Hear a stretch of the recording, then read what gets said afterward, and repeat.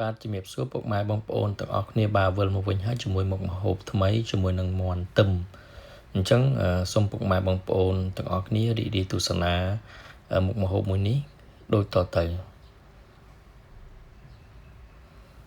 បាទជាដំបូងនេះមានមាន់មួយបាទមាន់យើងលាងឲ្យស្អាតមកយើងចោះវាតាប្រឡោះដើម្បីយើងញាត់គ្រឿងចូលសម្រាប់គ្រឿងយើងមានសាច់ជ្រូកច្រាមបាទយើងច្រាមឲ្យម៉ត់អញ្ចឹងមកជាមួយនឹងខ្ទឹមបាទលាយជាមួយបកាក្រៀមបាទហ្នឹងហើយជាមួយនឹងហេប៊ីយឺហឺហើយនឹងលក្ខជាកដោនឹងមីសួរបាទយើងត្រាំវាលាងឲ្យស្អាតអញ្ចឹងមកពុកម៉ែបងប្អូនយើងរៀបចំបាទសម្រាប់ធ្វើបាទមុខម្ហូបនេះដែរយើងមានទៅលើការ៉ុតនិងតលងបារាំងបាទហាន់ជាចំណិតតូចបាទដើម្បីយើងធ្វើការឆាគ្រឿងវាឲ្យឆ្អិនហើយបន្ទាប់មកយើងធ្វើការញាត់ចូលយើងមានទៅលើសណ្តែកដីបាទមានទៅលើម្សៅស៊ុបរ៉ូឌីស្ករប៊ីចេងទឹកត្រីទឹកស៊ីអ៊ីវប្រេងខ្យងហើយនឹងគ្រឿងការីបាទគ្រឿងការីនេះយើងទីមកញ្ចប់ហែកវាមកហើយយើងធ្វើការឆាគ្រឿងមុនសិនបាទយើងចាក់ទៅលើខ្លាញ់ជ្រូកចូលបាទដើម្បីធ្វើការឆាគ្រឿងទៅលើគ្រឿងបន្ទាប់ពីហ្នឹងយើងចាក់ទៅលើសាច់ជ្រូកច្រាមដែលយើងឆាវាឲ្យឆ្អិនសិនបាទសាច់ជ្រូកច្រាមយើងចិញ្ច្រាំជាមួយនឹងខ្ទឹមសបាទ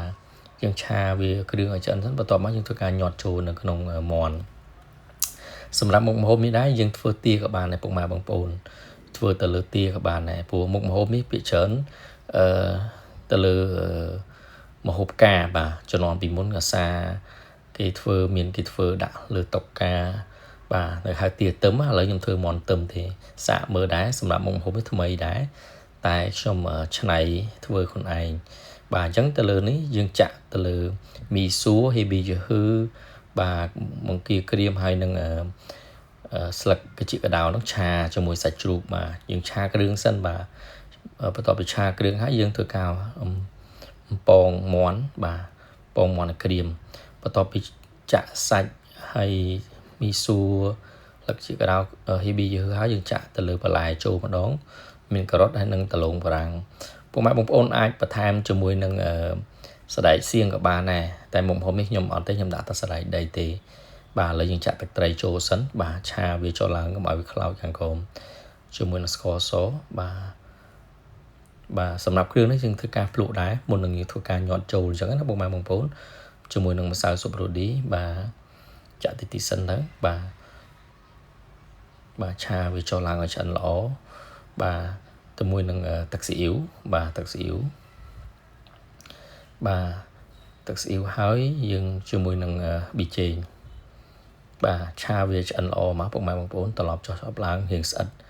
ជាមួយនឹងមីសួរខាងក្រោមទៅជាមួយនឹងប្រេងខ្យងបាទប្រេងខ្យងបាទឆាត្រឡប់ចុះត្រឡប់ឡើងមុនដែលយើងត្រឡប់ចុះត្រឡប់ឡើងនឹងហើយយើងធ្វើការភ្លក់បាទភ្លក់ថាវាសមល្មមនឹងខ្ញុំចាក់នៅទៅលើគ្រឿងការីចូលពុកម៉ែបងប្អូនគ្រឿងការីនេះមកកញ្ចប់ទេពុកម៉ែបងប្អូនធ្វើឲ្យក្លិនឈ្ងុយហើយជាមួយនឹងសណ្តែកដីបាទសណ្តែកដីព្រោះដោយសារខ្ញុំអត់ដាក់សណ្តែកសៀងទេអញ្ចឹងដាក់សណ្តែកដីចូលបាទយើងឆាវាឈ្ងុយល្អមែនតែនបាទបន្ទាប់ពីចាក់គ្រឿងការីចូលពុកម៉ែបងប្អូនយើងឆាវាឆ្អិនល្អបាទ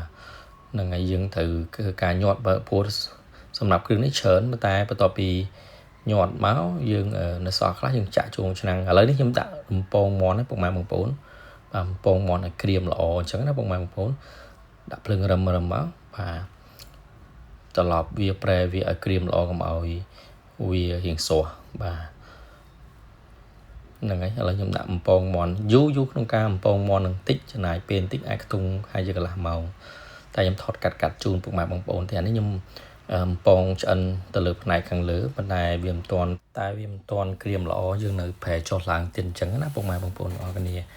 អញ្ចឹងហើយឥឡូវបន្តការបំពងវានៅខាងក្រោមសារទៀតអានេះតែសារលើនេះវាឆ្អិនគួរសមដែរឥឡូវខ្ញុំប្រែបន្ទាប់ពីប្រហែលជាអាចខ្ទង់10ទៅ15នាទីខ្ញុំធ្វើការប្រែម្ដងអញ្ចឹងណាពុកម៉ែបងប្អូនអញ្ចឹងខ្ញុំប្រែខាងក្រោមឥឡូវដាក់មកចំហៀងអានេះសកម្មភាពប្រែមកចំហៀងទៀតណាពុកម៉ែបងប្អូនខ្ញុំថតកាត់ជូនតែម្ដងទៅវាអាចឆ្អិនបាន 50-60% ហើយបាទសម្រាប់មាន់នេះបាទយើងបំពងវាឲ្យក្រៀមល្អ bà lấy này rủi ro lấy trong cảm bóng trong thưa ca nhọt cường trôi trong bù vì bà muốn nắng trong thưa ca bẹ sổm đai bà bài thưa ca nhọt cường với trôi trong bù trứng nó bụng mai bông ôn bà chân bà thì bộ đại một hàng thon đại một hàng nhọt chân ở đây thế nhưng thon cam phiệp chuột bụng mai bông ôn tu sanh là bà nếu bà cam phiệp là nhom nhọt cường trôi cường đi đai dương ai so bà pi ភាគព្រោះមួយភាគ3យើងញាត់ចូលក្នុងមួយភាគទេសម្រាប់គ្រឿងបាយវាពុះទូទេអញ្ចឹងសល់ប្រមាណយើងអាចធ្វើការចាក់ទ្រាប់បាតឆ្នាំងដើម្បីយើងធ្វើការចំហុយបាទបន្ទាប់ពីហ្នឹងយើងធ្វើការដាក់ចំហុយពុកម៉ែបងប្អូនបាទអញ្ចឹងយើងបន្តញាត់ចូលមកបាទពេលពេញសល់គ្រឿងប្រមាណយើងចាក់គ្រឿងក្នុងបាតឆ្នាំងទៅធ្វើការដាក់ចំហុយបាទបន្ទាប់ពីហ្នឹងខ្ញុំធ្វើការបន្ទាប់ពីញាត់គ្រឿងយើងសល់ទៅលើទឹកស៊ីអ៊ីវយើងធ្វើការបាទស្រោចពីលើអញ្ចឹងណាពុកម៉ែបងប្អូនបាទព្រោះខ្ញុំអត់ដាក់រៀងប្រៃដិតទេព្រោះមកល្មមព្រោះខ្លាចប្រៃចូលយើងសល់ទឹកស៊ីអ៊ីវនៅកូនចានហ្នឹងធ្វើការចាក់ពីលើបន្ថែមអាចលាបពីលើអញ្ចឹងណាពុកម៉ែបងប្អូនបាទលើគ្រឿងនៅសល់ប៉ុណ្នេះហើយទឹកស៊ីអ៊ីវនៅកូនចានតិចនេះខ្ញុំធ្វើការចាក់ពីលើបាទលាបពីលើឲ្យពេញចូលនឹងទឹកស៊ីអ៊ីវហ្នឹងបាទវាលើប្រឡងអញ្ចឹងណាពុកម៉ែបងប្អូនបាទនេះទឹកស៊ីអ៊ីវបាទបន្តិចយើងបាទអាចកន្លះលាពីបាយអត់ចាក់ច្រើនទេបាទនឹងបន្ទាប់មកយើងធ្វើការលាបពីចុះឡើងហើយគ្រឿងនៅសល់ប៉ុណ្នេះយើងចាក់នៅទ្រាប់នៅបាតឆ្នាំងបាទឥឡូវខ្ញុំរៀបចំឆ្នាំងខ្ញុំឆ្នៃឆ្នាំងនេះព្រោះដោយសារខ្ញុំអត់មានឆ្នាំងចំហុយអញ្ចឹងខ្ញុំឆ្នៃបាទយើងដាក់ទឹកឆ្នាំងពីក្រោមមួយមកសម្រាប់ឆ្នាំងចំហុយហើយយើងឆ្នាំងយើងដាក់ពីលើអញ្ចឹងទៅណាពុកម៉ែបងប្អូនបាទហើយបើកភ្លើងរឹមតានេះយើងចាក់គ្រឿងចូលហើយសម្រាប់គ្រឿងទ្រាប់បាតឆ្នាំងបាទហើយមាន់យើងលើកមកបាទដាក់ពីលើអញ្ចឹងទៅបាទហើយគ្រឿងនៅសល់បាត់ផ្ទះប្រហែលយើងចាក់ចូលតាមចាក់ស្ដែងអញ្ចឹងណាពុកម៉ែបងចាក់ពីលើបន្ថែមទៀតបាទគ្រឿងដែលយើងបានញាត់ឲ្យវានៅសល់ទៅលើចានថាសដែលយើងនៅបានញាត់វាមុនហ្នឹងបាទយើងសល់ប្រហែលយើងញាត់មាន់ហើយយើងសល់មកយើងចាក់ពីលើចាក់ស្ដែងអញ្ចឹងណាពុកម៉ែបងប្អូនបាទរៀបចំចាក់វាមកហើយរៀបរយវាស្អាតមកបាទសម្រាប់មុខម្ហូបនេះឈ្ងុយមែនតើដល់ពេលយើងដាក់ចំហុយវាផ្សាយវាចេញមកឈ្ងុយបាទប្លែកមែនតើធ្លាប់តែទៅការគេទទួលទានបាទនៅតាមតុកកាបាទសុកស្រែចំការបាទយើងគេតែងតែធ្វើទាទឹមបាទឥឡូវនេះយើងសាកមាន់ទឹមម្ដង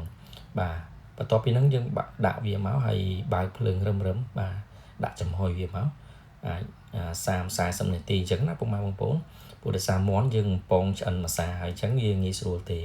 សម្រាប់មុខម្ហូបមួយនេះវាឆ្អិនតិចទៀតបន្ទាប់ពីចំហុយអាចខ្ទង់30-40នាទីបាទនេះយើងបន្ទាប់នេះខ្ញុំថតកាត់ជូនប្រហែលជាគ្រប់ទុកហើយបើកភ្លើងមកបន្ទាប់មកឥឡូវនេះ